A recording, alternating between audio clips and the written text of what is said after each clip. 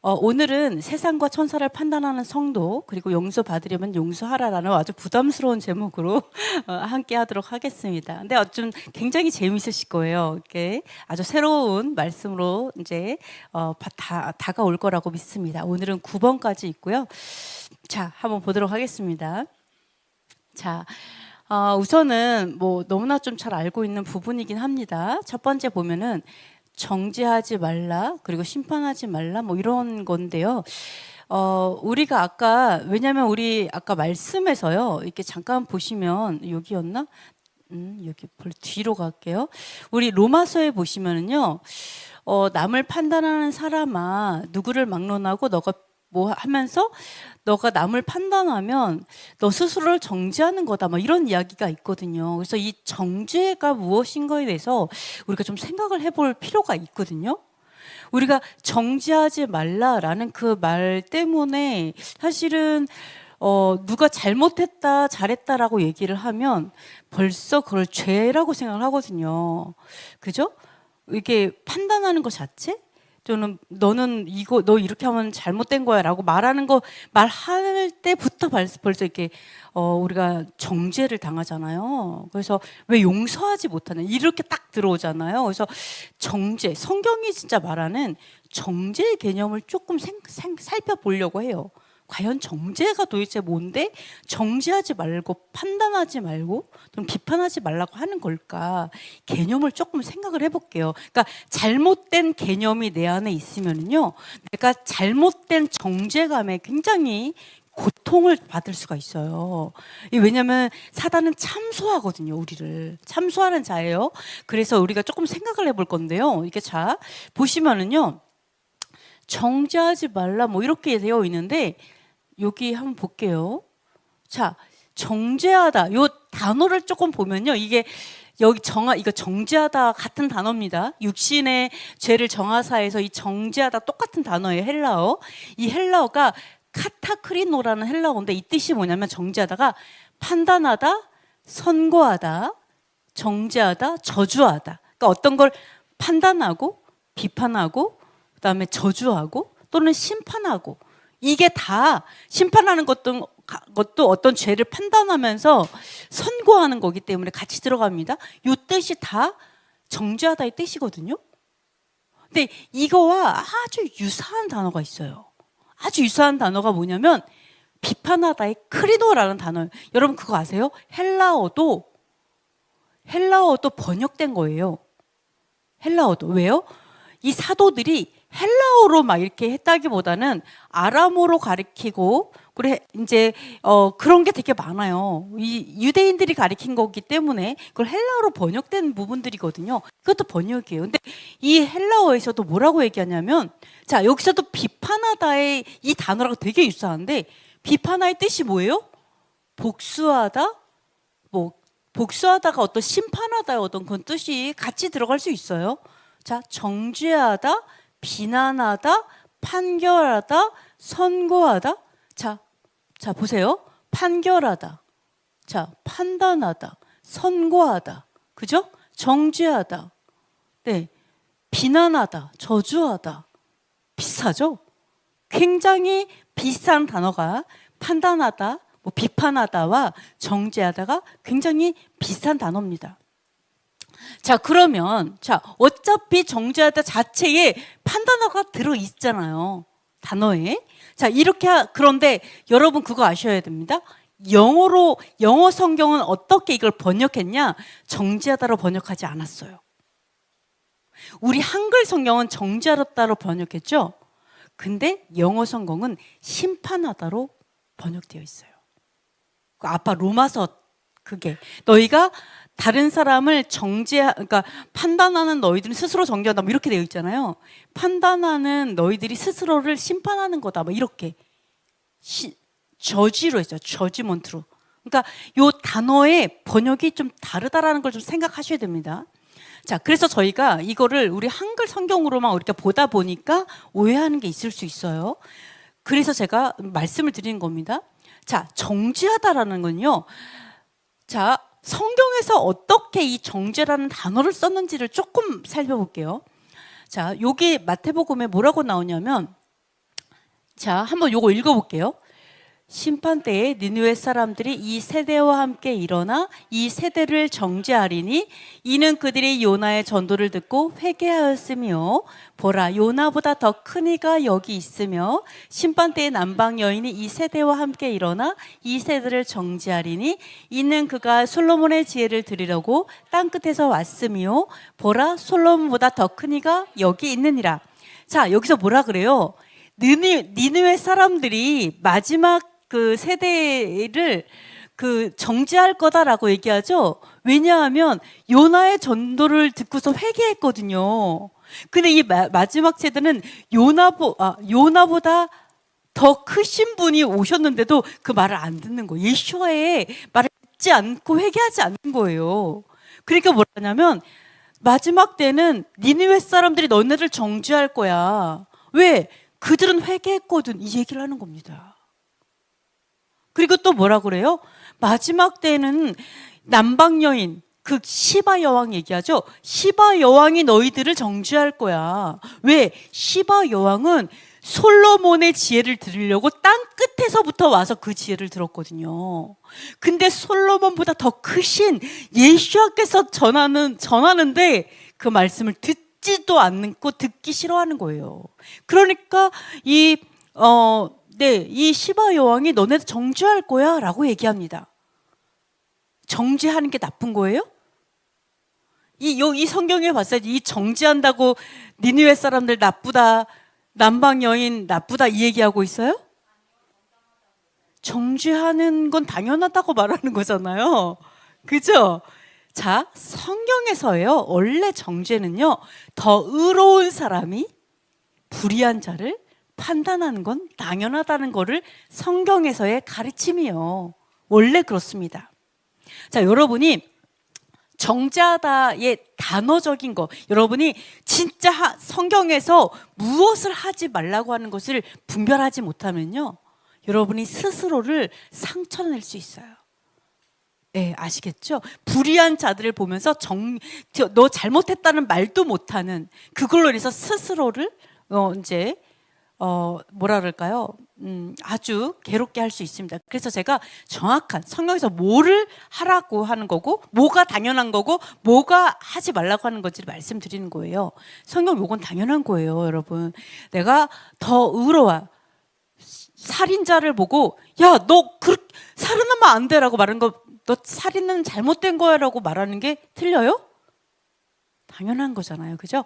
요거를 말하고 있습니다. 자, 이 로마서에 이런 말씀도 있습니다. 자, 육신이 율법으로 말미암아 연약하여 할 수 없는 그것을 하나님은 하시나니 곧 죄로 말미암아 자기 아들을 죄 있는 육신의 모양으로 보내어 육신의 죄를 정하사 육신을 따라 걷지 않고 영을 따라 걷는 우리에게 율법의 요구가 이루어지게 하려 하심이니라. 무슨 말인지 알겠어요? 전 이걸 보면서 이게 뭔 말인지 참 보기가 어렵다 이런 생각을 좀 했었는데, 제가 조금 알기 쉽게 설명을 드리면, 율법을 준행하기에 우리의 육신이 너무 연약한 거예요. 내 힘으로 하나님의 법도를 지키기에는 내 육신이 너무 죄된 거죠, 말하자면. 그래서 우리가 할 수 없는 거, 우리 하나님의 법도를 우리 육신의 힘으로 지킬 수 있다고 생각하세요? 절대 못합니다. 내 힘으로 지킬 수 없어요. 당연해요.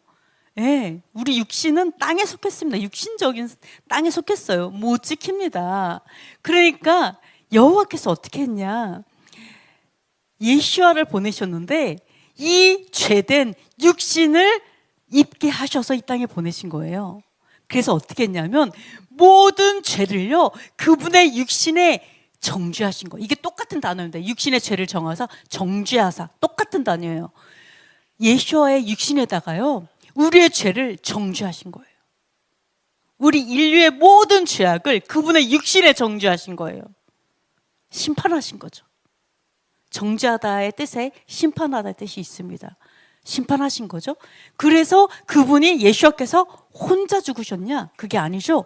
예수께서 십자가에 죽으실 때 우리의 옛사람, 죄성을 같이 못 박으셨잖아요.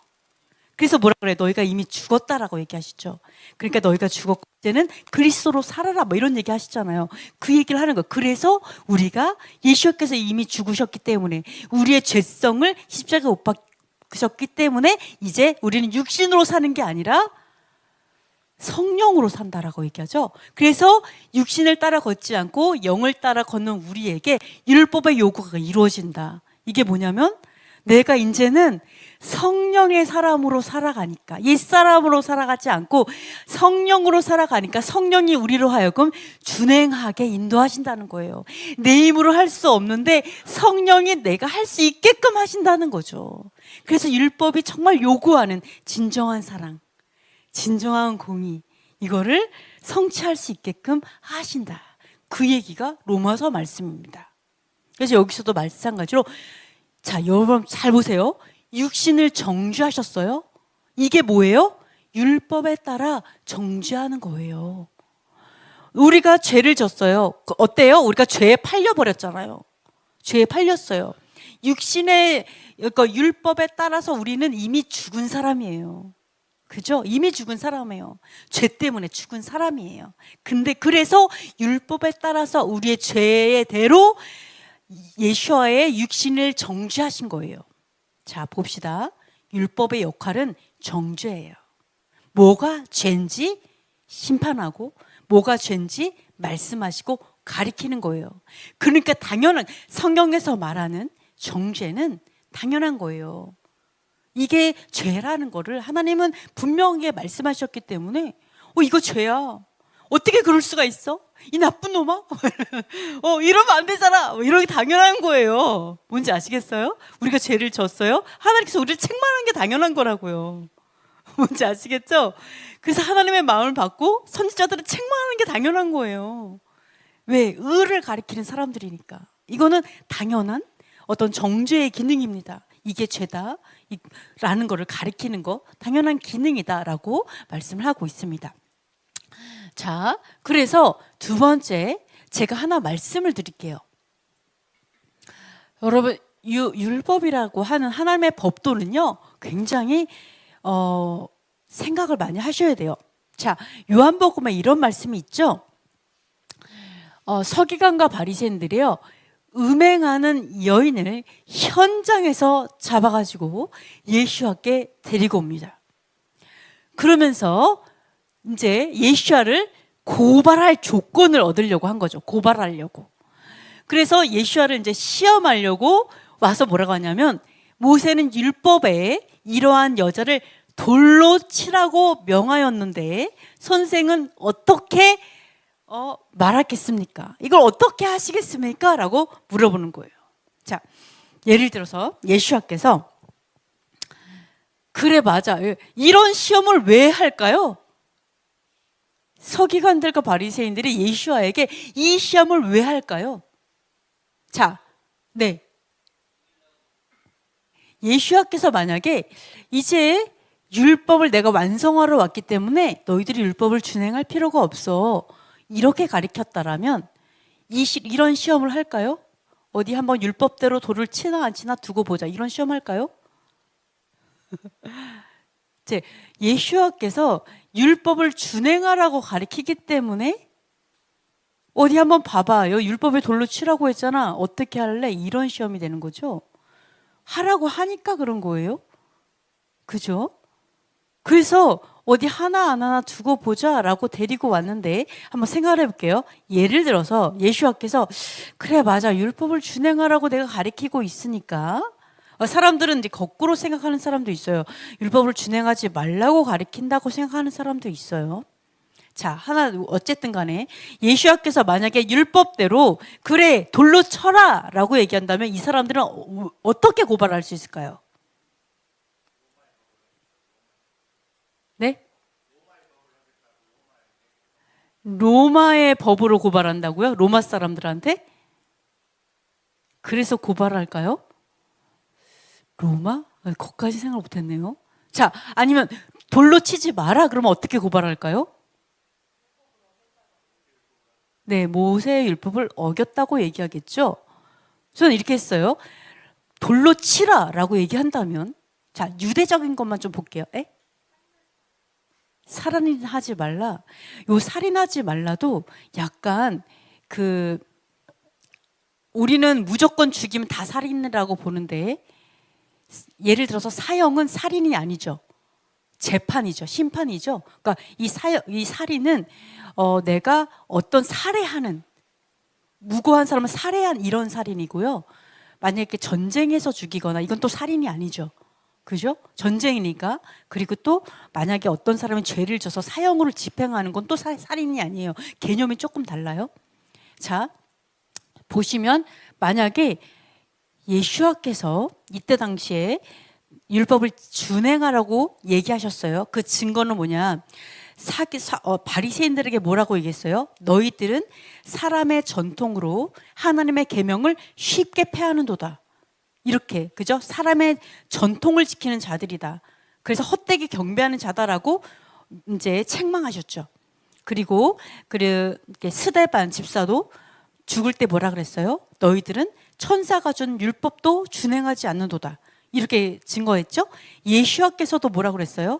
너희들은 율법을 준행하지 않으면서 나를 죽이려 하는도다. 사실은 예수를 죽이려 하는 자, 스데반을 죽인 자, 그 모두가 율법을 준행하는 자들이 아니었죠. 사도 바울도 그렇게 말했죠. 할레파의 그 유대인들에게 뭐라고 얘기했어요? 너희들은 율법을 준행하지 않으면서 육체를 자랑하는도다. 사실은 하나님의 법을 준행하는 자들이 아니었죠.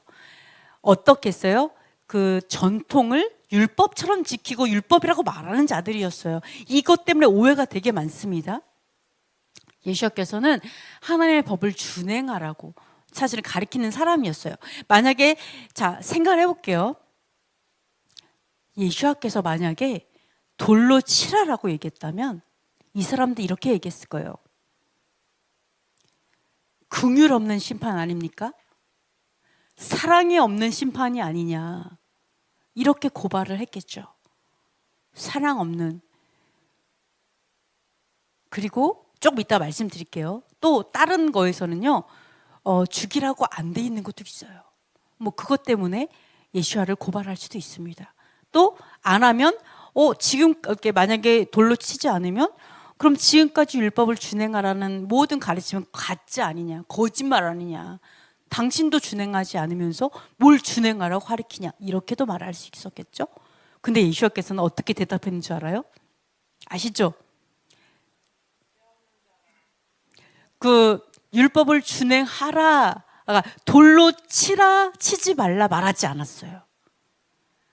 돌로 쳐라라고 말한 것도 아니고 치지 말라고 한 것도 아니에요. 어떻게 보면 뭐라고 말했냐면 돌로 쳐라고 말은 했어요. 율법에 따라 돌로 쳐라고 말은 했죠. 근데 어떻게 했어요? 죄 없는 사람이 먼저 쳐, 이렇게 말했죠.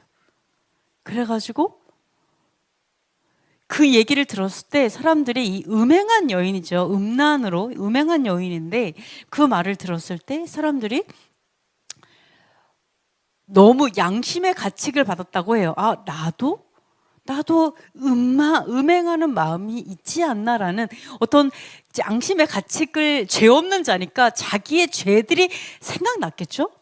그래서 이들이 차마 돌을 들어서 그 여인에게 돌을 던질 수가 없었어요. 사실은 자신의 죄 때문에.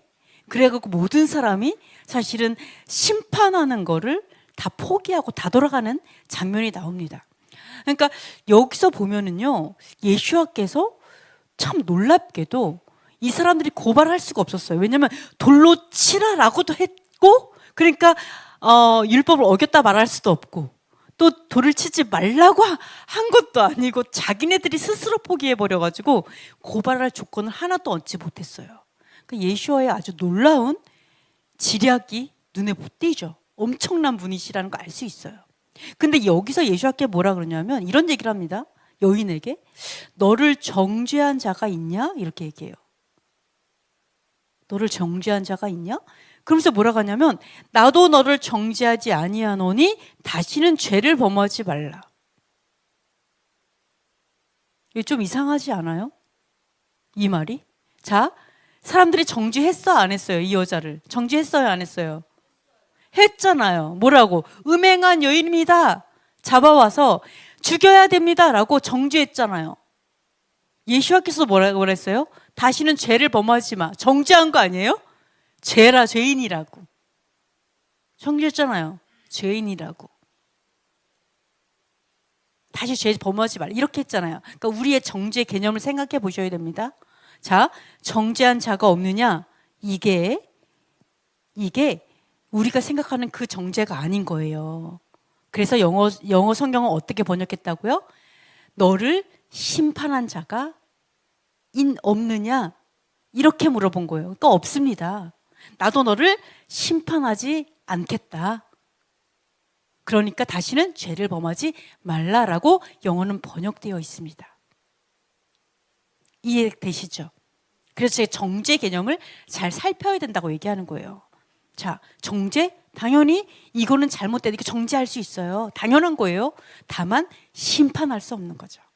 심판을 보류한 거죠. 여기서 봤을 때. 자, 우리가 이걸 보면서 예수와께서 율법을 어겼을까요? 율법을 어겼을까요? 율법은 돌로 치라고 되어 있다면서요. 지금 이거를 고발한 거잖아요. 율법에는 돌로 치라고 했습니다 라고 얘기하잖아요. 그럼 예수께서 돌 안 던졌네요? 그럼 어긴 건가요? 그거 정말 신기하죠. 그죠? 지혜롭게 여호와의 법을 피해 갔을까요? 그래서 안 지키고도 지킨 것처럼 뭐 어쩌고 이렇게 됐을까요? 자, 여러분 요거를 생각하셔야 됩니다. 여러분 우리 율법에 대해서 오해하는 것이 있어요. 뭐 사람들은 율법은 죽이는 법이라고 생각해요. 오해해요. 율법을 지켜야 된다고 얘기하면 딱 생각하는 게 뭐냐면 그러면 안식일을 안 지키면 죽여야 되겠네? 네, 이렇게 딱 나와요. 들어봤죠? 그러면 음행해 나면 죽여야겠네. 그러면 이 세상에 살아있을 사람이 누가 있어? 이런 식으로 율법은 죽이는 법이라고 동일시해서 생각합니다. 이게 이 당시에 유대인들조차 그렇게 생각한 거예요. 유대인조차 율법은 죽이는 법이라고 생각했기 때문에 그렇기 때문에 예수님께 이들 끌고 와서 한번 해보세요. 율법 죽이라고 했잖아. 죽여보세요. 이렇게 나온 거예요. 율법 지키라면서요. 한번 해보세요 라고 얘기한 거예요. 근데 예수님께서는 이 가르침을 통해서 지금 뭐를 가르치고 있냐? 율법은 죽이기 위해서 있는 법이 아니다라는 걸 말하는 거예요. 뭐를 가르치고 있어요? 율법은 뭐를 위한 법이라고 가르치고 있는 것 같아요, 여기서? 그렇죠. 사실은 율법은 회개를 하라는 거예요. 이 사람이 뭔지 아시겠죠? 율법을 통해서 죄를 깨닫고 진짜 회개하는 거, 정말 돌이키게 하는 것이 율법의 역할이라는 거를 여기서 지금 사실 가르치고 있어요. 진짜 율법의 역할. 우리가 이 유대인들조차, 이 당시 유대인들조차도 율법에 대해서 죽이는 법이라고 생각했기 때문에 반율법주의, 율법을 반대하는 그 마음이 있었던 거예요. 그러니까 어떻게 해요? 율법을 자기네 식으로 해석해서 그것을 교리로, 다른 교리, 전통이라는 교리를 따로 갖고 있는 거죠. 율법을 재해석한 거예요. 그러니까 자기들의 교리인 거예요. 그게 지금 우리가 하나님 말씀을 재해석해서 교리를 갖고 있는 거랑 똑같은 유사한 것들을 가리키고 있어요. 그래서 예수님께서 오셔서 그거를 말씀하는 거예요. 오해. 율법은 우리를 죽이기 위한 법이 아니라 진짜로 회개하기 위한 법이다라는 것을 가리키고 있습니다. 그렇지만 자, 하나 더 볼게요. 정말 율법에서는 이거에 대해서 뭐라고 말하는지 한번 볼게요. 왜? 사람들의 말만 들으면 안 되고요. 정말 찾아봐야 돼요. 율법이 뭐라고 말하나? 자, 음행에 대한 율법의 가르침을 조금 보면은요, 레위기에 이런 말이 있습니다. 자, 한번 읽어볼게요. 누구든지 남의 아내와 간음하는 자, 곧 그의 이웃의 아내와 간음하는 자는 그 간부와 음부를 반드시 죽일지니라. 이렇게 써 있습니다. 자, 요 말씀 때문에 우리가 이거 간통죄죠? 우리나라에 간통죄 없어져가지고 이제 많은 사람들을 슬프게 하긴 합니다만은, 자 여기 보시면은요, 자 남의 아내와 이렇게 간음을 해요, 이렇게 간통을 해요. 그럼 뭐라고 해요? 두 사람 모두 반드시 죽일지니라라고 되어 있죠. 자 이것도 여러분 말씀드린 것처럼 이것 때문에 이것 봐, 음행을 행하면 둘 다 죽이래잖아, 이렇게 말을 하는데 이거는 번역의 오류입니다. 자 이거 사실은요, 자 영어로 보면요 shall be to put to death라고 되어 있습니다. 자 죽일지니라가 아니라 반드시 죽으리라예요. 죽게 되리라. 여러분 죽이라와 죽으리라, 죽이라와 죽으리라는 다른 뜻이죠. 자 이거는 선악과를 먹었을 때도 똑같아요. 아담과 하와가 선악과를 먹었어요. 그때 그때 여호와께서 죽였어요. 이렇게 말했죠. 정녕 죽으리라. 그거와 똑같은 단어예요. 죽으리라. 근데 그렇죠. 반드시 죽게 될 거야 라는 예언이죠. 죽이라가 아니라. 근데 이렇게 번역하니까 사람들이 어떻게 공격해요? 그럼 죽여야겠네, 이렇게 공격하는 거예요. 이게 되게 무서운 거예요. 하나님에 대한 반감을 갖도록 번역돼 있죠. 이런 거 되게 안타깝습니다. 너무 안타까워요. 그래서 유대인들은 사실은 성경이 번역되어서 헬라어로 최초로 번역됐을 때 그날을 대대로 슬픈 날로 정해서 슬퍼하고 있어요. 이스라엘은 참 번역된 날을 슬퍼해요. 그게 일리가 있어요. 왜? 그게 인간의 어떤 그러한 손이 들어가면서 잘못된 번역들이 있으니까. 근데 우리나라는 영어보다 더 나쁘게 번역돼 있어요. 다 신기하게. 좀 안타깝습니다. 자, 그렇습니다. 이렇게 사실은 죽으리라예요. 죽이는 게 아닙니다.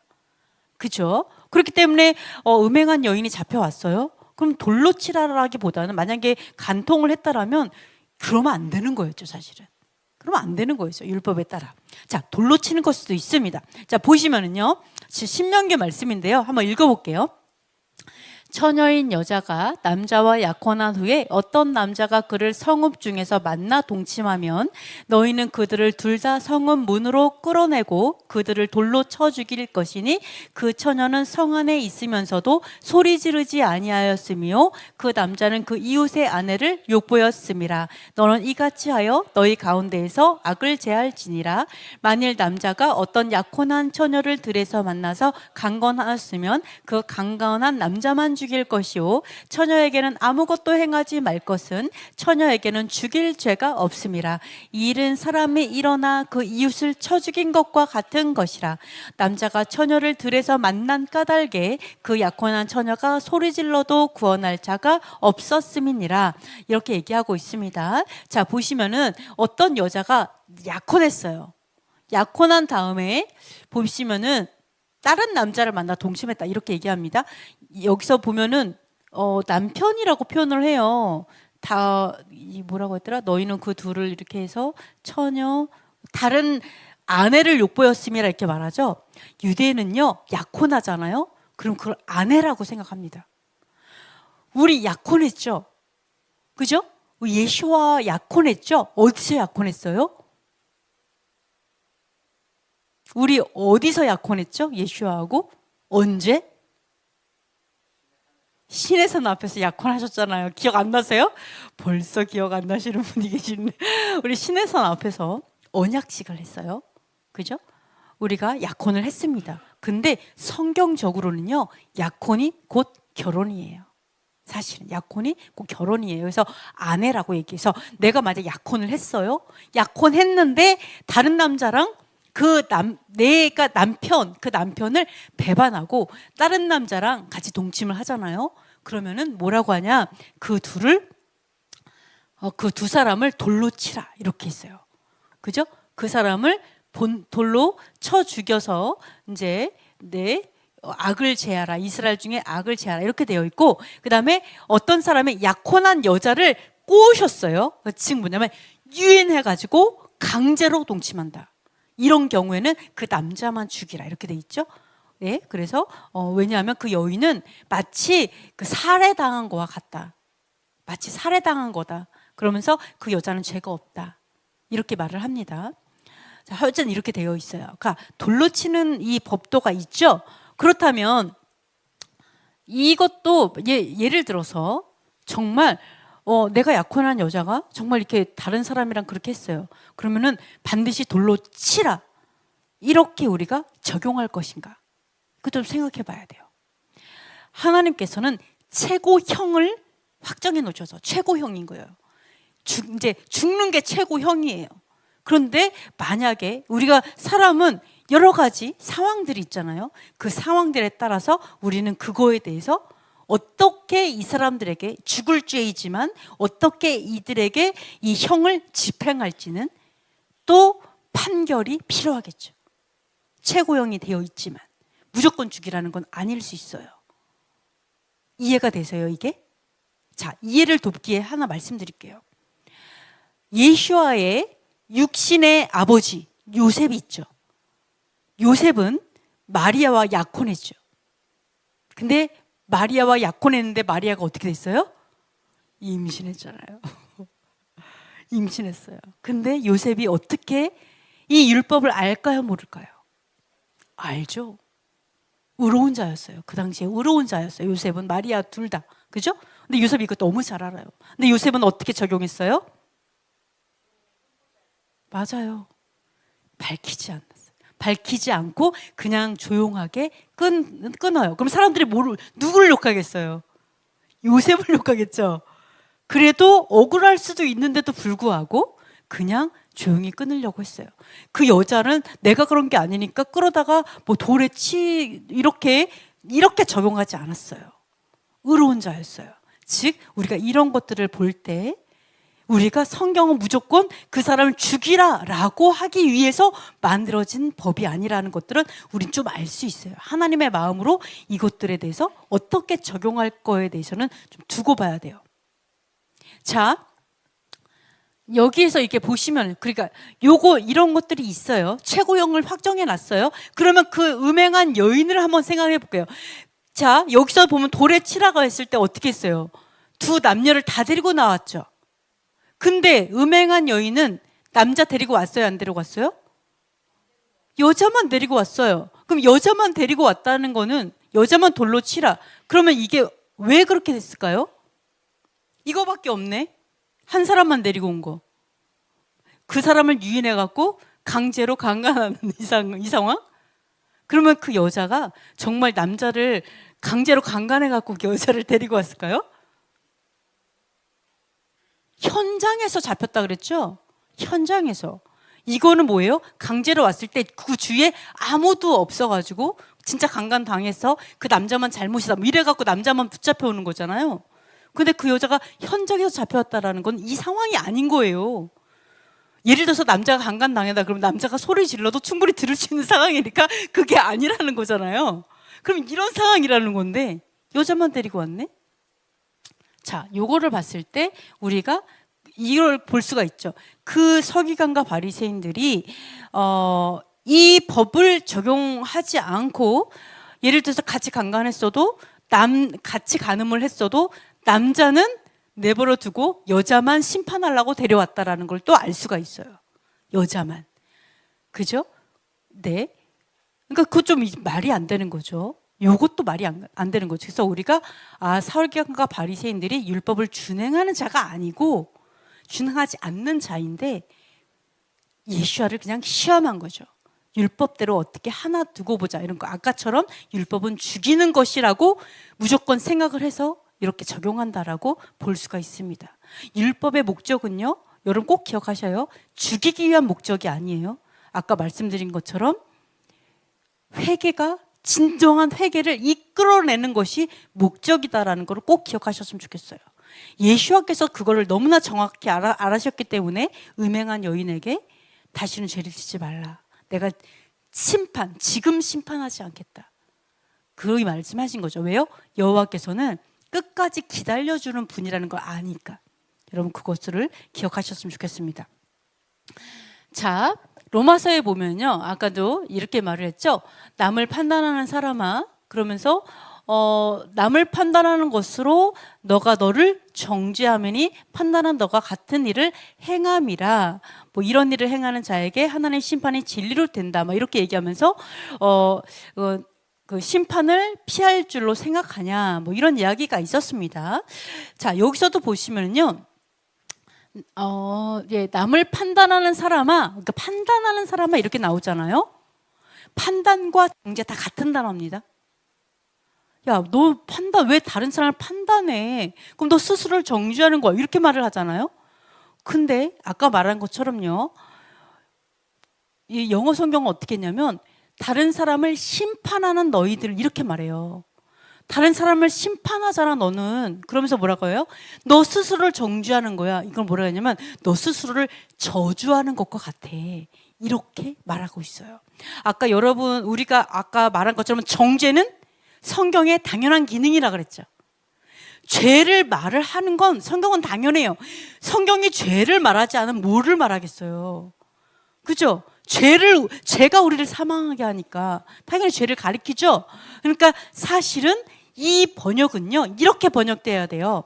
다른 사람을 심판하는 너희들아, 다른 사람을 심판하는 너가 너 스스로를 저주하는 것을 모르겠냐. 그러면서 그러니까 여기 밑에는 또 뭐라고 했어요? 너도 하나님의 심판을 피하지 못한다. 이 말을 하는 거예요. 너가 다른 사람 심판하기 때문에 너도 심판을 피하지 못하고 하나님도 너에게 진리대로 심판할 거야. 이 말을 하는 거예요. 그래서 이 번역에서도 우리가 이 부분들이 조금은 우리가 어떤 판단하다 이런 게 아니라 좀 이렇게 심판하다로 적용하는 것이 더 올바른 번역이다. 이렇게 우리가 조금 볼 수가 있습니다. 요것들을 보시면은요, 다른 사람들을 심판하고 다른 사람에게 예를 들어서 심판해요. 그 사람을 저주하고, 그죠? 저주하는 것. 심판의 어떤 부분은 내가 스스로 저 사람에게 뭐라 그러죠? 보복을 할 수도 있죠, 그죠? 내가 직접 보복하거나 저주하고 그 사람에게 뭐 이제 하는 거예요. 어쨌든 간에 엄청 심한 직결 심판을 내가 스스로 심판하는 거죠. 뭐 이런 것들을 할 때 사실은 그게 나에게 동일한 죄악이 있을 수 있다라는 거를 성경은 말하고 있죠. 그래서 내가 다른 사람을 쉽게 심판하는 그것은 결국은 나도 하나님께 똑같이 나 스스로를 저주한다는 건 뭐냐면 내가 똑같이 심판받는다라는 거에 대해서 경고하시는 거죠. 자, 요거는 아까 그거랑 비슷해요. 음행한 여인을 데리고 왔어요. 근데 예수님께서 얘기한 게 뭐예요? 죄가 없는 자가 돌로 치라라고 얘기했잖아요. 그러니까 그걸 얘기한 거죠. 우리 속을 들여다보게 만드신 거죠. 그래서 우리 속에 같은 죄가 있다는 걸 발견하고 그들이 양심의 가책이 있어서 그냥 돌아가게 되잖아요. 그러니까 우리가 결국은 우리 안에 같은 죄가 있을 수 있다는 거는 우리가 반드시 봐야 돼요. 그렇죠? 다른 사람을 심판하기 이전에 다른 사람을 내 마음대로 끊고 나쁜 사람으로 규정하고 그 사람의 존재를 저주하기 전에 나에게 같은 죄가 있을 수 있다는 거에 대해서, 그리고 나에게 내가 말하는 그 저주가 나에게 있을 수 있다는 거에 대해서 나는 반드시 생각을 해야 됩니다. 자, 한번 보시면은요. 네. 이런 말씀이 있기 때문이에요. 자, 여기서 보면 야고보서 보면요. 긍휼을 읽어볼게요. 긍휼을 행하지 아니한 자에게는 긍휼 없는 심판이 있으리라. 긍휼은 심판을 이기고 자랑하느니라. 긍휼히 여기는 자는 복이 있나니 그들이 긍휼히 여김을 받을 것이며. 자, 내가 긍휼이 없는 내가 어떤 사람에게 긍휼을 행하지 않는다. 자, 사랑이 없어요. 그 사람에 대해서 사랑이 없이 내가 심판을 해요. 그러면 하나님께서 나에게 뭐라고 하냐면 너도 똑같이 긍휼 없는 심판을 받을 거야 라고 성경은 말하고 있죠. 엄청 무서운 겁니다. 진리대로 심판하겠다 이 말을 하고 있는 거죠. 진리대로 그대로 얄짤 없이 이 얘기를 하고 있죠. 그래서 뭐라고 얘기하는 거냐면 긍휼히 여기는 사람이 복이 있다. 왜? 본인도 그 하나님한테 불쌍히 여김을 받을 거다. 뭐 이런 얘기를 하고 있잖아요. 이거는 사실 너무나 잘 알고 있는 그런 부분이기도 하죠. 그래서 뭐라고 하냐면 긍휼은 심판을 이기고 자랑한다. 자, 긍휼은 심판을 이기고 자랑한다. 요 말씀은 우리가 이렇게 생각할 수 있습니다. 우리가 율법 토라를 전하고 있죠. 토라를 준행하고 있죠. 근데 내가 토라는 죄를 말하고 있잖아요. 계속 죄를 가리키고 있어요. 근데 우리가 진짜 원하는 건 뭐예요? 다른 사람들이 변화되기를 원하죠. 토라의 사람이 되기를 원하죠. 죄를 떠나서 복을 받기 원하잖아요. 그죠? 근데 내가 만약에 사랑이 없는 토라를 전한다면, 토라는 진짜 사랑이거든요. 왜요? 율법은 하나님 사랑과 이웃 사랑이잖아요. 하나님을 사랑하는 방법이고 이웃을 사랑하는 방법이에요. 근데 내가 사랑이 없이 율법을 전한다면 이웃을 변화시킬 수 있을까요? 내가 사랑 없이 율법을 말해요. 그럼 어때요? 죄에 대해서 지적만 하는 거죠. 예를 들어서 사람 변화시킬 수 있나요? 여러분, 리더가 있어요. 리더가 사랑 없는 리더가 사람을 변화시킬 수 있다고 생각하세요? 사랑 없는 리더가? 못해요. 그죠? 어떤 사람이 변화시켜요? 사랑이 있죠. 사랑 있는 사람이 변화시키죠. 사랑 있는 사람이 전하는 토라가 사랑을 변화시키는 거죠. 예수님께서 그렇게 하셨잖아요. 정말 사랑이 있는 예수 하나님 아버지를 너무 사랑해서 목숨을 버리시면서 순종했고, 이웃을 너무 사랑해서 목숨을 버리면서 하셨잖아요. 여러분, 우리가 리더가, 하나님은 우리를 머리로 부르셨어요. 영향력 있는 리더로 부르셔서, 여러분 영향력 있고 싶잖아요. 그죠? 수많은 사람의 팔로워를 갖고 있는 사람이 되고 싶잖아요. 그죠? 인플루언서가 되고 싶어요. 자, 머리가 되고 싶은데 사랑이 없으면 긍휼 없는 심판만 있을 뿐이에요. 우리에게 그걸 말씀하고 있어요. 하나님은 뭐라고 얘기하냐? 자, 긍휼은 심판을 이기고 자랑한다. 자, 긍휼이 있는 사람이 전하는 토라를 통해서 그 사람이 죄를 이길 수 있게 되는 거예요. 심판을 이길 수 있어요. 그죠? 죄를 이겨야 심판을 이기잖아요. 여러분이 우리가 이런 정말 긍휼한 그런 토라의 사람이 됐으면 좋겠어요. 긍휼한 하나님의 사람이 됐으면 좋겠어요. 사랑이 너무 많은 그런 토라를 전하는 사람이 됐으면 좋겠어요. 그래야 이웃을 변화시키고 그 이웃이 심판을 이길 수 있게 되는 거예요. 그래서 사랑을 자랑할 수 있게 되는, 긍휼을 자랑하는 거죠. 긍휼을 안에서 기뻐할 수 있게 되는 거죠. 자, 그래서 토라는 처음부터 사랑으로 시작하는 거고 끝에도 사랑이에요. 토라는. 그래서 우리가 이거를 정말 배웠으면 좋겠습니다. 우리 기억했으면 좋겠어요. 자, 토라는 알아. 사랑이 없어요? 그러면 우리에게는 긍휼 없는 심판이 기다리고 있다는 것을 꼭 기억하셨으면 좋겠습니다. 자, 그래서 이 예수님께서 기도를 가르쳐 주셨잖아요. 너무 무서운 얘기가 하나 있죠? 기도를 가르쳐 주셨잖아요. 자, 뭐라고 얘기했냐? 기도를 가르쳐 주기 전에 베드로가 이렇게 물어봤죠. 이렇게 이러한 이야기도 있었습니다. 이게 아니구나.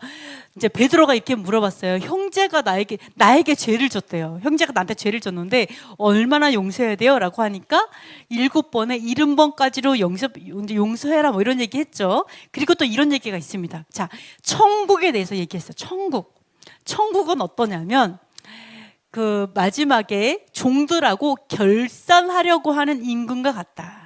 결산을 하는 거예요. 근데 결산을 하는데 이제 어떤 주인이 하나 종을 불렀어요. 그러니까 종이 10,000달란트를 빚졌죠. 그래가지고 종이 막 살려주세요 막 얘기하니까 이제 그 종의 빚을 탕감해 줬잖아요. 10,000달란트를 다 탕감해 줬는데 그 종이 가가지고 자기에게 100달란트를 빚진 사람에게 막 그 위협하면서 빚을 다 갚을 때까지 감옥에 가둬버리잖아요. 그래가지고 이 임금의 그 종들이 가가지고 다 얘기했잖아. 어떻게 이런 일이 있을 수 있습니까? 너무 안타깝습니다. 막 이렇게 얘기하니까 너무 임금이 화가 나서 이 사람을 다시 불러들여서 너도 똑같이 그 빚을 다 갚을 때까지 그 옥에서 못 나온다 하면서 감옥에 넣어버리죠. 그러면서 뭐라고 얘기해요? 형제를 용서하지 않으면 너도 똑같을 거야. 너도 용서받지 못해. 이런 얘기를 하잖아요. 그죠? 그래서 우리가 미워하지 말자고요. 죄는 말할 수 있어요. 넌 이러한 죄는 있어요. 그러나 형제를 미워하지는 말자. 그리고 그 형제가 끝까지 이제 회개하기, 돌이키기를 좀 기대하자. 이런 걸 말씀드립니다. 요거는 쉬워요. 율법을 모르면, 자, 하나님의 법도를 모르면 용서해, 용서. 이거 백날 너무 많이 들었어. 근데 우리는 하나님의 법을 알기 때문에 뭐가 죄고 아니고를 너무 잘 알아요. 그래서 더 화가 날 수 있어요. 왜 저 사람은 저렇게 할 수가 있어요? 이건 죽을 죄인데. 나쁜 놈 이렇게 막 할 수 있어요. 그러나 하나님께서는, 예수께서는 또 여호와께서 똑같습니다. 뭐를 가르치냐? 죄는 미워하되 사람을 미워하지 말고 용서하라는 걸 계속 가르치고 있습니다. 끝까지 기회를 주고 기회를 주라. 요거. 그래서 여러분이 똑같이 하는구나. 다른 사람을 죽게 하듯 해야 돼요. 하나님께 하듯.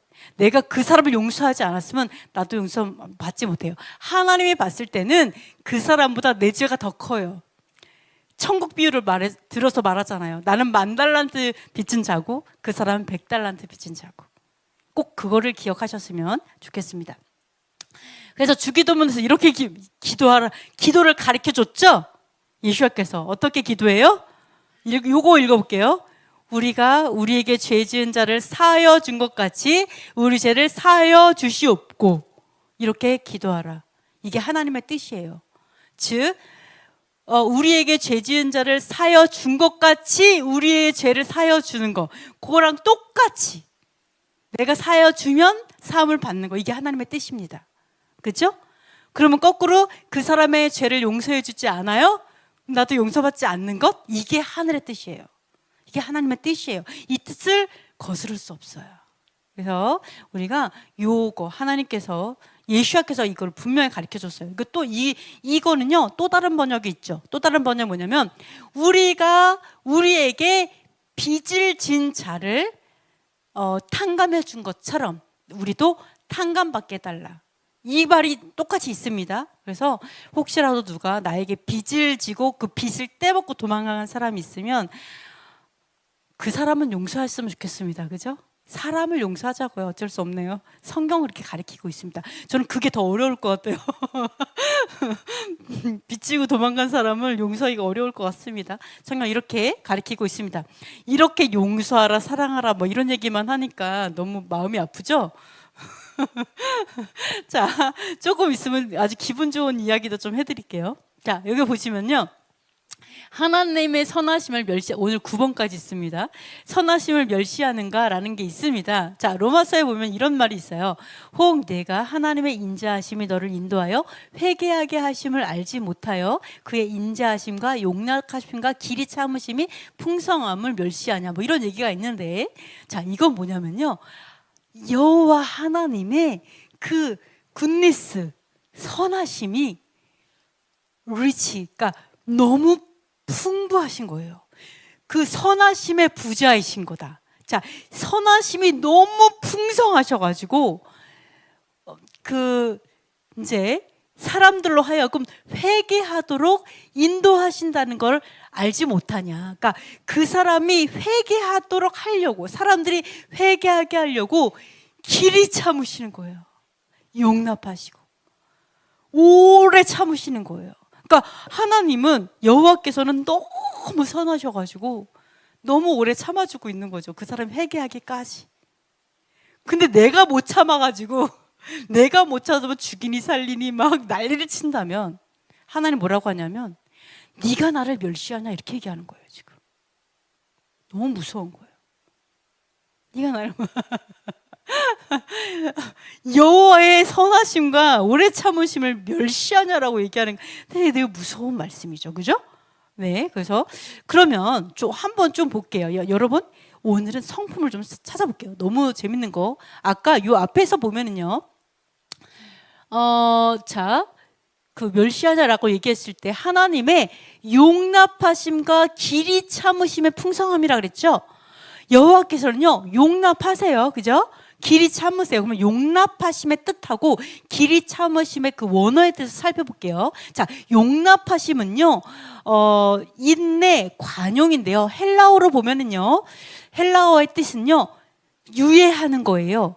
참는 거예요. 그냥 참아주는 거예요. 죄를 용납해 주는 게 아니고요. 그냥 뭐 괜찮아 이런 게 아니고 참는 거예요. 자, 하나님께서 하나님의 심판을 미루시는 은혜를 뜻합니다. 심판을 미루시는 거. 그래서 어떤 의미냐? 죄에 대한 즉각적인 심판을 유보하고 회개할 기회를 주시는 하나님의 자비예요. 우리가 어떤 사람이 잘못하는 거 알아요. 그죠? 근데 거기서 막 그냥 미사일을 쏴대면서 막 엄청 이러는 게 아니라 기다려주는 거예요. 그냥 참아주는 거예요. 기다려주는 거. 그죠? 즉각적인 심판을 하면서 하는 게 아니라 자, 이런 것들을 유보하는 걸 얘기합니다. 잘못이나 도발에 대해서 참고 넘어가거나 권리를 주장하지 않고 참아주는 태도예요. 기다려주는 태도. 그죠? 자, 그래서 요것도 보시면은 베드로후서에 한번 읽어볼게요.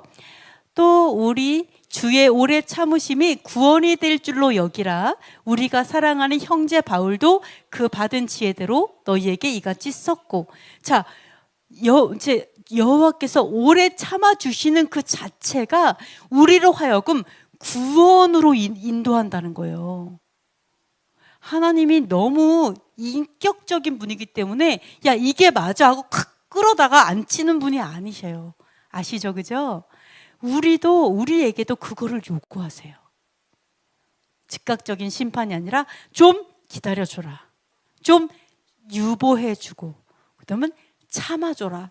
이런 것들을 말씀하고 있어요. 이 하나님께서 이렇게 하신다. 이렇게 말씀하죠. 그리고 또 하나 있었죠. 아까 오래 참음. 요것도 뜻은 오래 참음 있는데요. 헬라어로 이 뜻은 뭐냐면 오래 참는 마음 그리고 분노를 더디내는 성품. 너무 도전되지 않아요? 저는 열받으면 욱 하는데 욱 하는 우리의 성품에 대해서 하나님 말씀하셔요. 자, 분노를 더디내는 성품. 자, 뜻은 고난, 도발, 부당한 상황 속에서도 분노하지 않고 오래 참는 태도. 특히 사람 간의 관계 속에서 참을 수 없는 사람이나 상황을 인내하는 자세. 자, 그래서 이게 하나님의 성품 자체를 또 나타내는데요. 여기 출애굽기 한번 읽어볼게요. 여호와께서 그의 앞으로 지나시며 선포하시되 여호와라 여호와라 자비롭고 은혜롭고 노하기를 더디하고 인자와 진실이 많은 하나님이라. 여기도 나오죠. long suffering 똑같은 단어거든요.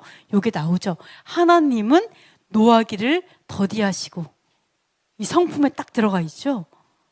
이런 분이시다. 그러면서 성령의 열매도 나오죠. 자, 사랑과 희락과 help과 오래 참음과 자비와 양성과 충성. 왜? 성령은 여호와의 영이니까. 여호와의 성품입니다. 이게. 그러니까 여호와의 성품의 오래 참음처럼 우리에게 오래 참으라라고 사실 말씀하고 있어요. 그러니까 우리의 성품을 좀 다룸을 받아야 돼요. 저도 많이 다뤄져야 돼요. 제가 이걸 보면서 우리가 정말 바뀌어야 될 게 너무 많구나라는 생각을 했습니다. 좀 너무 감정적인 사람이 안 돼야 될 것 같아요. 그죠? 감정적인 사람보다는 좀 이성적인 사람이 돼야겠다. 그리고 조금 더 오래 참아주는 사람이 돼야겠다라는 생각. 좀 이성적이지만 또 너무 냉담한 사람이 되면 안 되겠다. 뭐 이런 것들, 이런 하나님의 성품에 대해서 우리가 좀 배워야 될 필요성이 있습니다. 그래서 우리가 참지 않고 분노하고 심판하고 막 이제 막 이러한 성품들은 결국은 우리가 하나님을 멸시하는, 하나님의 성품을 멸시하고 내가 성령의 사람이 아니라는 걸 드러내는 모습일 수 있습니다. 그래서 좀 바뀌어야 되겠다라고 볼 수가 있습니다. 자, 그래서 한 가지 좀 말씀을 드릴게요. 우리가 이제 너무너무 잘 아는 말씀인데요. 자, 비판을 받지 않으려고는 비판하지 말라. 또 비판하는 그 비판으로 비판을 받을 것이다. 뭐 이런 거 있잖아요. 헤아림으로 너희도 헤아림을 받을 것이고, 그러면서 뭐라 그래요? 너의 눈 속에 있는 들보를 보지 못하고 형제에 있는 티를 빼려고 하고, 뭐 이런 거 있었죠. 그래서 외식하는 자야 먼저 내 눈 속에 들보를 빼라. 그래야 밝히 보고 형제의 눈 속에 있는 티를 빼리라. 뭐 이런 말씀이 있습니다. 그죠? 너무나 잘 알고 있어요. 근데 여기서도 보면은 비판하지 말고 판단하지, 이거 판단하지 말라고 되어 있어요. 여기 마찬가지로 심판하지 말라. 자, 이거를 주로 누구한테 말하고 있습니까? 왜 우리 눈 속에 있는 들보를 보지 못할까요? 이거 왜 못 볼까요? 이 사람은 어떤 사람들이기 때문에 들보를 못 볼까요?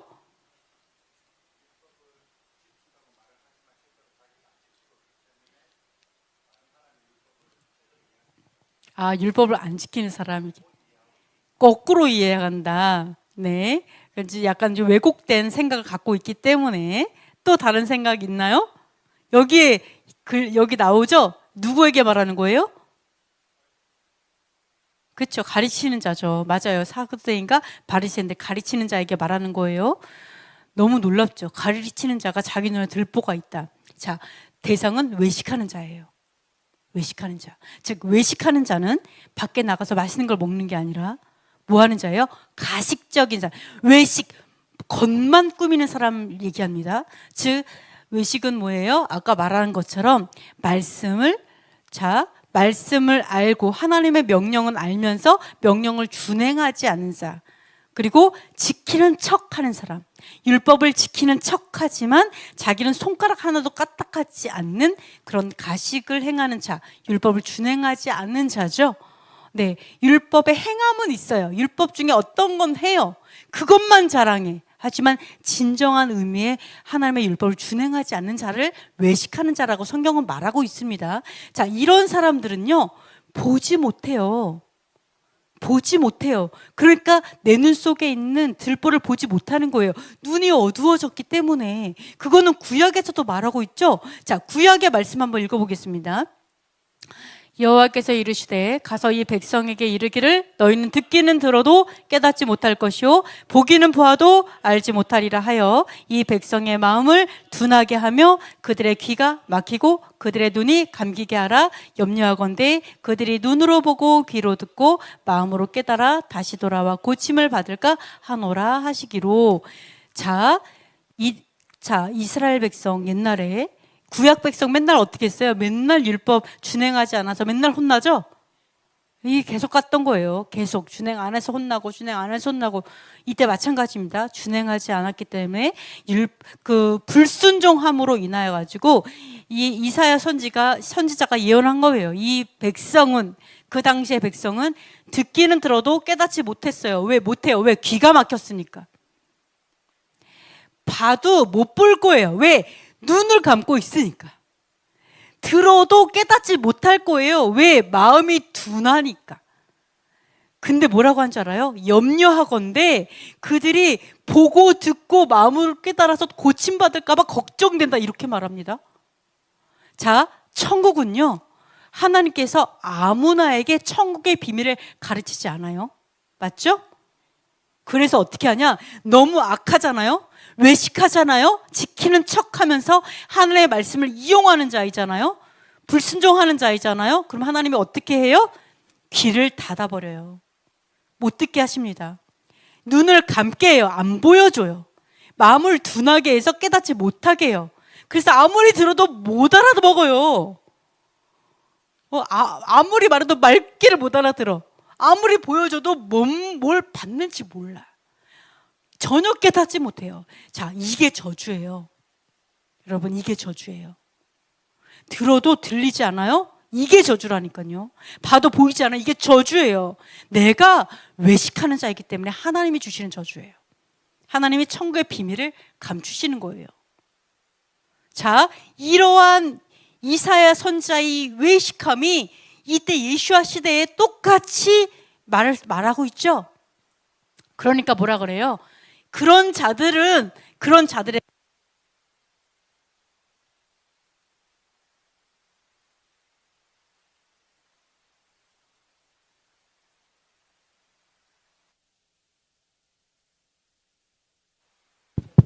자, 이런 자들에게 비판하지 말라 그러는 거예요. 생각해 보세요. 내가 눈을 보지 못해. 자, 눈을 보지 못하고 듣지 못해요. 말귀를 못 알아듣는 사람이 비판을 하면 맞는 말일까요?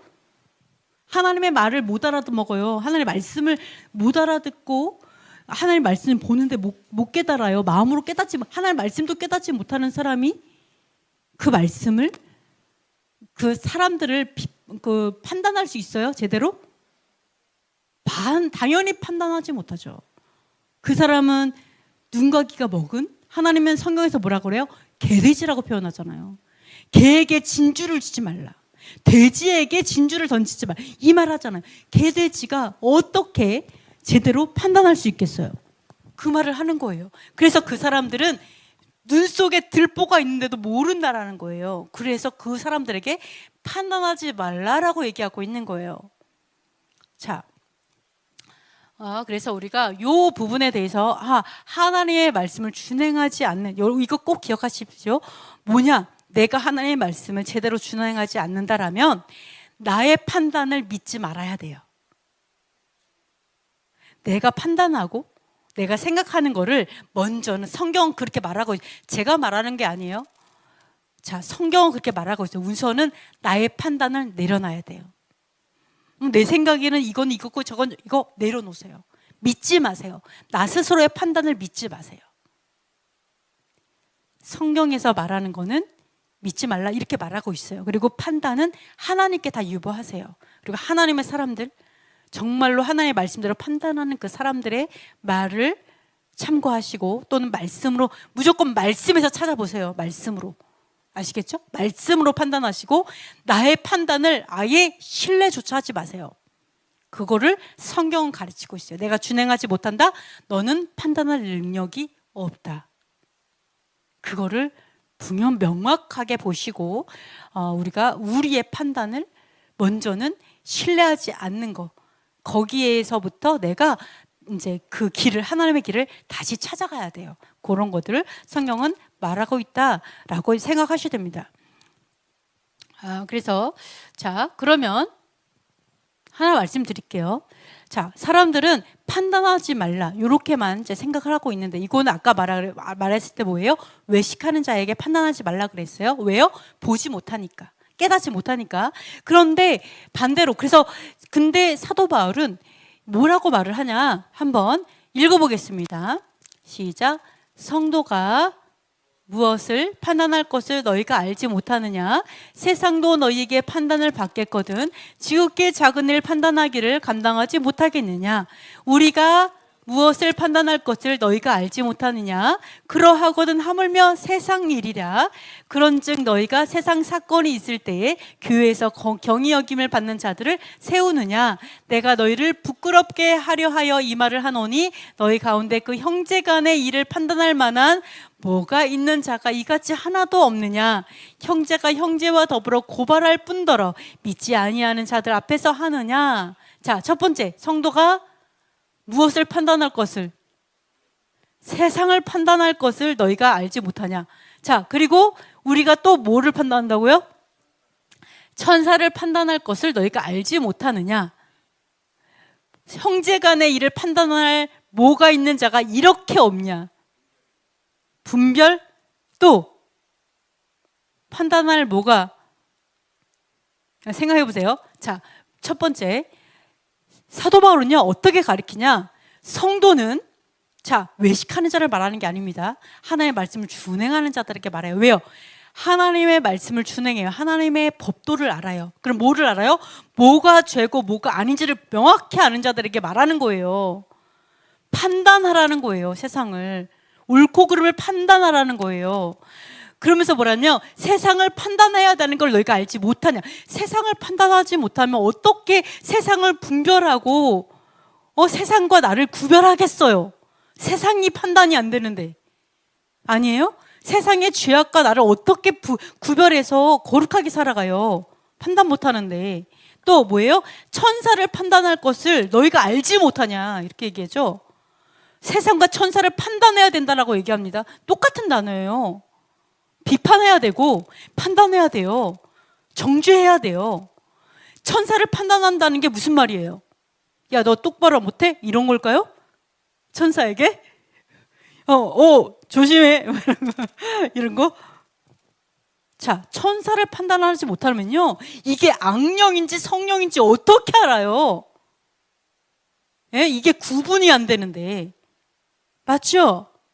우리가 하나님의 그 법도 안에서 하나님의 판단의 법도입니다. 법도는. 이 하나님의 판단의 법도를 모르면요, 천사조차 구분이 안 돼요. 이게 하늘에서 떨어진 천사인지 이게 하나님의 선한 천사인지가 구분이 안 됩니다. 영이 구분이 안 돼요. 그런데 어떻게, 이 말도 안 되는 거잖아요. 세상도 판단이 안 되면 우리가 악한 자들에게 휘둘릴 거 아니에요. 판단이 안 되는데. 그래서 이거를 책망하고 있어요. 이것도, 너네가 이렇게 이런 지극히 작은 일도 판단하지 못하냐? 세상을 판단할 것을 이게 원래는요, 너희가 세상을 판단해야 되는 걸 모르느냐, 이렇게 돼 있어요. 원어로는. 판단해야 된다는 걸 모르냐? 천사를 판단해야 되는 거 모르냐? 이렇게 말해요. 근데 왜 세상 일도 판단 못하냐? 그러면서 뭐라고 얘기하냐면, 야, 세상 사건이 있을 때 교회에서 지극히 작은 경히 여기를 받는 자들을 세우느냐? 원어로는 뭐라고 나와 있냐면, 이렇게 이 세상 사건이 교회에 있잖아요. 그러면 진짜 지극히 작은 자를 세우라고 되어 있어요. 세워라. 너를 부끄럽게 하려고 한다. 왜요? 지극히 작은 자가 일어나도 이것쯤은 해결할 수 있어야 된다는 얘기예요. 왜? 우리는 온 세상을 판단하는 자들이니까. 천사를 판단하는 자들이니까. 이렇게 작은 일들은요, 세상에서 저 용진이가 판단해도 판단할 수 있다, 이 말하고 있는 거예요. 다은이가 와도 판단을 하겠다, 이 말하고 있는 거예요. 사실은 원어로는 그렇습니다. 네, 그러면서 뭐라고 얘기해요? 자, 형제들 간의 일을 판단할 만한 뭐가 있는 자가 이같이 하나도 없다고요? 그렇죠. 판단은 지혜입니다. 분별력은요, 지혜와 동일한 말이에요. 자, 너무 무서운 게 뭔지 알아요? 사람들에게 판단하지 마, 이것만 계속 가르쳐 놨죠? 성경에서. 아니, 성경을 잘못 오해해갖고 교회 안에서 판단하지 마, 비판하지 마, 이것만 다 가르쳐 놨어요. 그러니까 어떻게 해요? 지혜를 다 뺏어갔어요. 분별력이 하나도 없어졌어요. 세상에서 미련없다, 어리석다라는 욕을 듣는 교회가 돼버렸어요. 판단조차를 할 수 없는 사람들. 아무것도 판단 못해. 판단하면 죄라고 얘기하니까. 잘잘못조차 말하지 않는, 교회에서 전혀 빛의 역할을 할 수 없는 자들이 돼버린 겁니다. 무서운 일이죠. 근데 사도 바울은 뭐예요? 판단할 지혜가 이렇게 없냐라고 얘기하는 거예요. 너무 무섭지 않습니까? 자, 그러면서 뭐라고 하는지 알아요? 심지어 이 세상 일을 가지고 믿지 않는 자들에게 가냐, 믿지 않는 세상 법정으로 가냐, 이 얘기하는 거예요. 이게 왜 말이 안 되는 줄 알아요? 아까 뭐라 그랬어요? 외식하는 자, 하나님의 법을 지키지 않는 자는 어떤 자들이라고요? 귀가 없는 자, 눈이 없는 자, 눈 감갔어, 귀 막았어, 하나님의 말씀 깨닫지 못하는 자. 즉 뭐예요? 판단력이 없어요. 세상 판단하는 사람들이에요. 하나님의 그 뜻대로 판단하는 자들이 아니에요. 판단할 수 없는 자들이에요. 자기 눈에 들보가 있는 자들이라는 거예요. 판단력 없어요. 근데 성도라고 하는 자들이 판단력 없는 자들에게 가서 판단해달라고 얘기하고 있다는 거예요. 이 기가 막힌 현실을 말하고 있는 거예요. 이게 얼마나 기가 막힌 일이냐라고 얘기하는 거예요. 말도 안 되는 일이 벌어지는 거 아니냐. 세상에 어떻게 하나님의 판단의 법도 하나님의 법을 가리키는 이곳에서 어떻게 이런 일이 벌어질 수가 있냐라고 얘기하는 겁니다. 우리 지금 현실이 그렇죠. 사실은 현실이 그렇습니다. 그래서 하나님의 공의, 하나님의 법은 뭐예요? 율법은 공의예요. 사랑이에요. 진정한 믿음이에요. 믿음으로 율법을 폐하느냐? 아니라 도리어 굳게 세우느니라 라고 얘기하죠. 율법의 강령이 뭡니까? 하나님 사랑, 이웃 사랑. 결국은 다 요점 정리하면 결국 사랑. 그죠? 율법에 중한 바 믿음과 소망과 사랑 얘기하잖아요. 그죠? 근데 오히려 이 율법이 없는 자들에게 가갖고 판단해달라고 얘기한다는 거예요. 기가 막힌 현실에 대해서 사도 바울이 말하고 있습니다. 자, 제가 아주 재밌는 걸 마지막으로 말씀드릴게요. 이거 하나 읽어볼 건데요. 정말 판단력이 좋은 분과 정말 좋은 여인과 정말 판단력이 없는 남자를 보여드릴게요. 남편과 아내 부부예요. 부부인데 남편은 너무 판단을 못해. 아내는 너무 판단이 좋아. 이거에 대해서 성경에서 어떻게 말하는지 한번 읽어보도록 하겠습니다. 여러분 한번 읽어보면서 한번 생각하면서 읽어보세요. 자, 아비가일의 비판과 나발의 비판에 대해서 한번 읽어보는데요. 우리 사모님 이거 있나요? 네. 네, 우리 다 같이 한번 한 목소리로 읽어보는데 너무 이제 빠르게 안 읽어도 됩니다. 천천히 생각하면서 한번 읽어보도록 할게요. 자, 사무엘상 25장을 한번 읽어보겠습니다. 네, 잠깐만요. 네, 됐나요? 시작. 마온에 한 사람이 있는데 그의 생업이 갈멜에 있고 심히 부하여 양이 3,000마리요 염소가 1,000마리이므로 그가 갈멜에서 그의 양털을 깎고 있었으니 그 사람의 이름은 나발이요 그의 아내의 이름은 아비가일이라. 그 여자는 총명하고 용모가 아름다우나 남자는 완과하고 행실이 약하며 그는 갈렙 족속이었더라. 다윗이 나발이 자기 양털을 깎는다 함을 광야에서 들은지라. 다윗이 이에 소년 10명을 보내며 그 소년에게 이르되 너희는 갈멜로 올라가 나발에게 이르러 내 이름으로 그에게 문안하고 그 부하게 사는 자에게 이르기를 너는 평강하라. 내 집도 평강하라. 내 소유의 모든 것도 평강하라. 내게 양털는 자들이 있다 함을 이제 내가 들었노라. 내 목자들이 우리와 함께 있었으나 우리가 그들을 해하지 아니하였고 그들이 갈멜에 있는 동안에 그들의 것을 하나도 잃지 아니하였나니 내 소년들에게 물으면 그들이 내게 말하리라. 그런즉 내 소년들이 내게 은혜를 얻게 하라. 우리가 좋은 날에 왔은즉 내 손에 있는 대로 내 종들과 내 아들 다윗에게 주기를 원하노라 하더라 하라. 다윗의 소년 다윗의 이름으로 이 모든 말을 나발에게 말하기를 마침에 나발이 다윗의 사원들에게 대답하여 이르되 다윗은 누구며 이새의 아들은 누구냐. 요즘에 각기 주인에게서 억지로 떠나는 종이 많도다.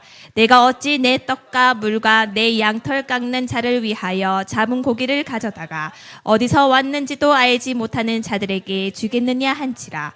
이에 다윗의 소년들이 돌아서 자기 길을 행하여 돌아와 이 모든 말을 그에게 전하매 다윗이 자기 사람들에게 이르되 너희는 각기 칼을 차라.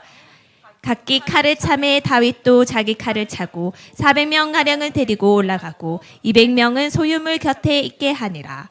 하인들 가운데 하나가 다발의 아들 아비가일에게 말하여 이르되 다윗이 우리 주인에게 문안하러 광야에서 전령들을 보냈거늘 주인이 그들을 모욕하였나이다. 우리가 들에 있어 그들과 상종할 동안에 그 사람들이 우리를 매우 선대하였으므로 우리가 다치거나 잃은 것이 없었으니 우리가 양을 지키는 동안에 그들이 우리와 함께 있어 밤낮 우리에게 담이 되었습니다. 그런즉 이제 당신은 어떻게 할지를 알아 생각할지니 이는 다윗이 우리 주인과 주인의 온 집을 해하기로 결정하였습니다. 주인은 불량한 사람들이라 더불어 말할 수 없나이다 하는지라. 아비가일이 급히 떡 200덩이와 포도주두 가죽을 부대와 잡아서 요리한 양 5마리와 볶은 곡식 5세아와 건포도 100송이와 무화과 뭉치 200개를 가져다가 나귀들에게 싣고 소년들에게 이르되 나를 앞서가라 나는 너희 뒤에 가리라 하고 그의 남편 나발에게는 말하지 아니하니라. 아비가일이 나귀를 타고 산 호젓한 곳을 따라 내려가더니 다윗과 그의 사람들이 자기에게로 마주 내려오는 것을 만나니라.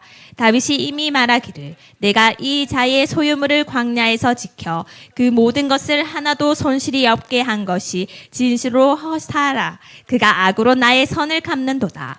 내가 그에게 속한 모든 남자 가운데 한 사람이라도 아침까지 남겨두면 하나님은 다윗에게 벌을 내리시고 또 내리시기를 원하노라 하였더라. 아비가일이 다윗을 보고 급히 나귀에서 내려 다윗 앞에 엎드려 그의 얼굴을 땅에 대니라. 그가 다윗의 발에 엎드려 이르되 내 주여 원하건대 이 죄악을 나 곧 내게로 돌리시고 요종에게 주의 귀에 말하여 하시고 이 여종의 말을 들으소서. 원하옵나니 내 주는 이 불량한 사람 나발을 개의치 마옵소서. 그의 이름이 그에게 적당하니 그의 이름이 나발이라. 그는 미련한 자니이다. 요종은 내 주께서 보내신 소년들을 보지 못하였나이다. 내 주여 여호와께서 살아 계심을 두고 맹세하노니 내 주도 살아 계시거니와 내 주의 손으로 피를 흘려 친히 보복하시는 일을 여호와께서 막으셨으니 내 주의 원수들과 내 주를 해하려 하는 자들은 나발과 같이 되기를 원하나이다. 요종이 내 주께 가져온 이 예물을 내 주를 따르는 이 소년들에게 주게 하시고 주의 여종의 허물을 용서하여 주옵소서.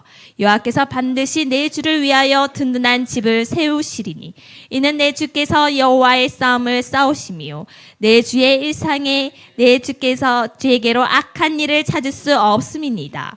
사람이 일어나서 내 주를 쫓아 내 주의 생명을 찾을지라도 내 주의 생명은 내 주의 하나님 여호와와 함께 생명 싸개 속에 쌓였을 것이요 내 주의 원수들의 생명은 물매로 던지듯 여호와께서 그것을 던지시리이다. 여호와께서 내 주에 대하여 하신 말씀대로 모든 선을 내 주에게 행하사 내 주를 이스라엘의 지도자로 세우실 때에 내 주께서 무죄한 피를 흘리셨다든지 내 주께서 친히 보복하셨다든지 함으로 말미암아 슬퍼하실 것도 없고 내 주의 마음에 걸리는 것도 없으시리니 다만 여호와께서 내 주를 후대하실 때 원하건대 내 주의 여종을 생각하소서 하니라. 다윗이 아비가일에게 이르되 오늘 너를 보내어 나를 영접하게 하신 이스라엘의 하나님 여호와를 찬송할지로다. 또 내 지혜를 칭찬할지며 또 내게 복이 있을지로다. 오늘 내가 피를 흘릴 것과 친히 복수하는 것을 내가 막았느니라. 나를 막아 너를 해하지 않게 하신 이스라엘의 하나님 여호와의 살아계심을 두고 맹세하노니 네가 급히 와서 나를 영접하지 아니하였더라면 밝는 아침에는 과연 나발에게 한 남자도 남겨두지 아니하였으리라 하니라.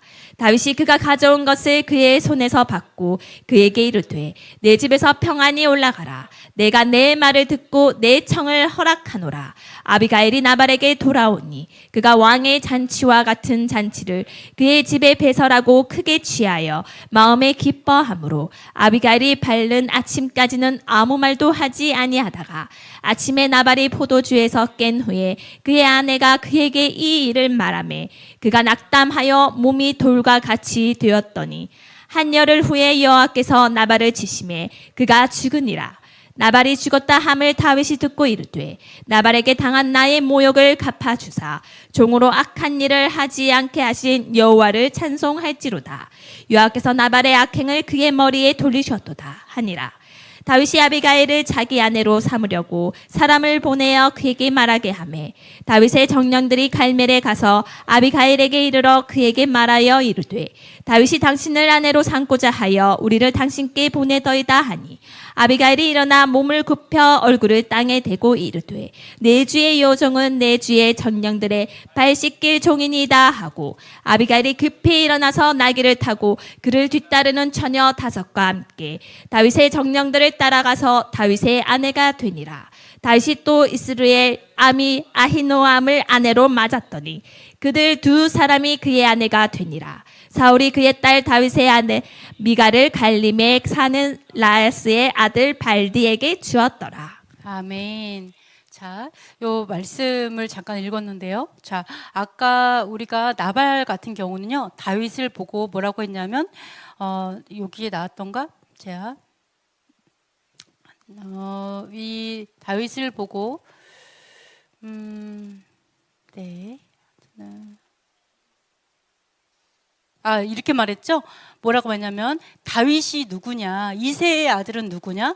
요즘에 각기 주인에게서 억지로 떠난 종이 많다. 다윗의 종들에게 이렇게 말했죠? 그러면서 뭐라고 하냐면, 자, 내가 어찌 내 떡과 물과 내 양털 깎는 자를 위해서 잡은 고기를 가져다가 어디에서 왔는지도 알지 못하는 자들에게 주겠냐? 뭐 이렇게 말을 하죠, 나발은.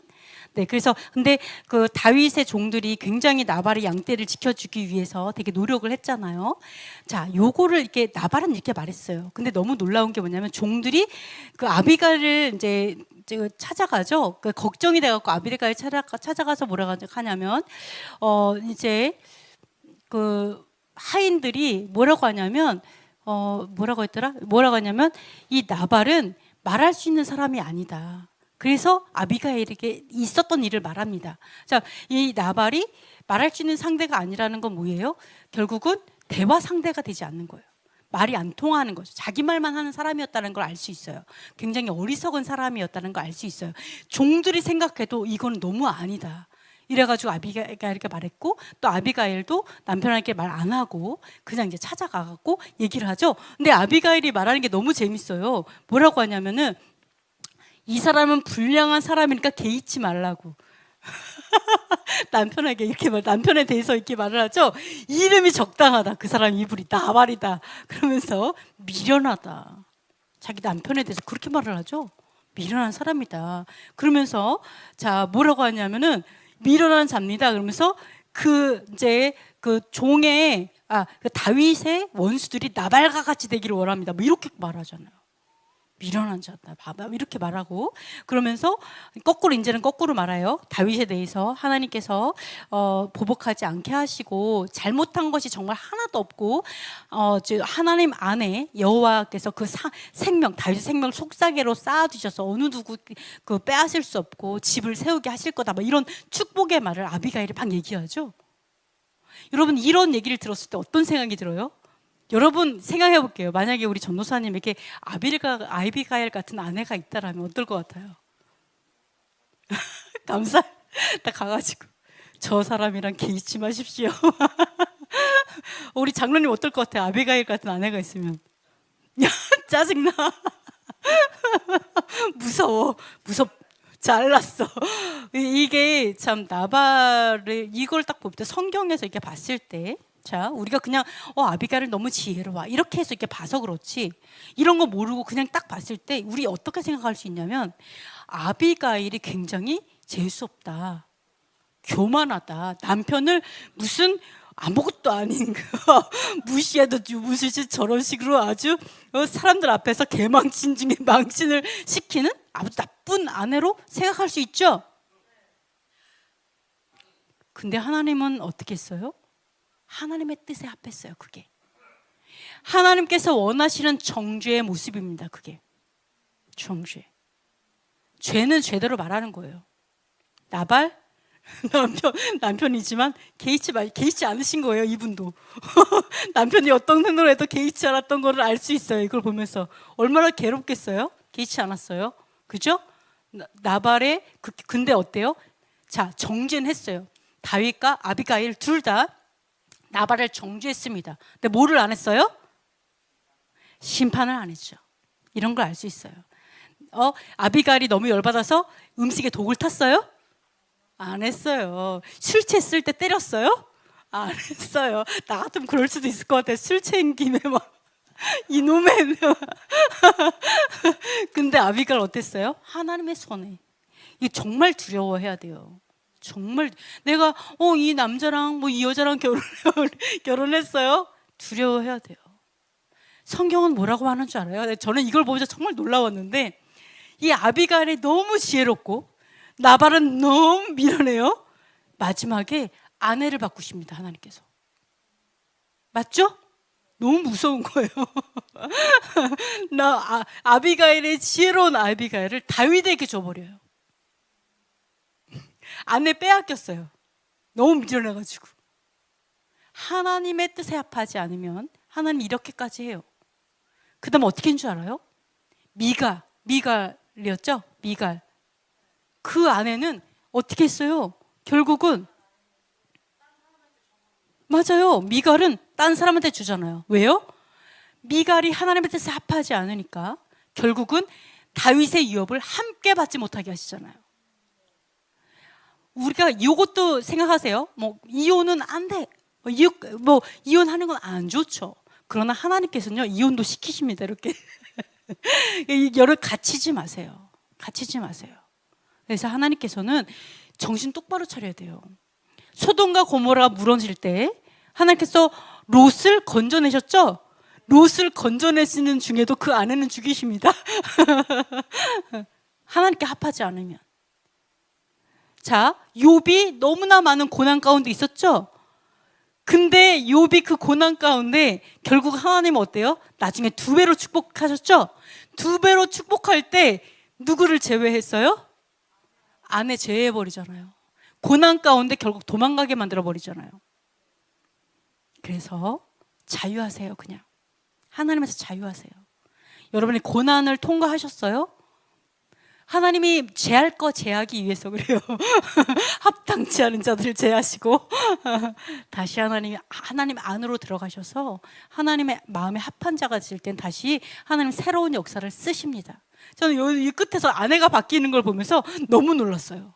하나님 이렇게도 하시는구나. 이런 생각을 좀 했습니다. 그래서 하나님의 뜻에 합하고 정말 둘 다 비판했어요. 나발도 비판했어요. 나발도 다윗을 비판했죠.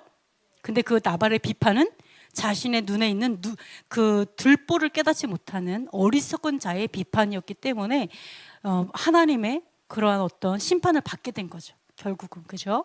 그래서 우리가 비판을 멈추는 것이 아니라 비판을 해야 돼요. 그러나 우리가 하나님 안에 합한 자로서의 비판이 필요하고 심판을 하지 않는 것, 그거를 여러분이 가셨으면 그것들을 이제 알고 좀 자유하셨으면 좋겠습니다.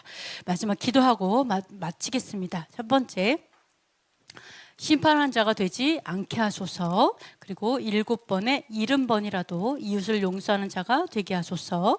율법은 살리기 위한 것임을 알게 하소서. 구원에 이르도록 오래 참는 하나님의 성품을 갖게 하소서. 토라를 준행하며 세상과 천사를 판단하는 지혜를 주소서.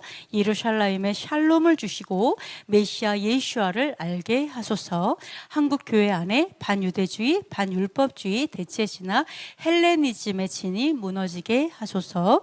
북한 전체주의 정권이 무너지고 자유복음 통일이 속히 이루어지게 하소서. 토라의 깃발을 든 교회들과 사역자들이 우죽순처럼 일어나게 하소서.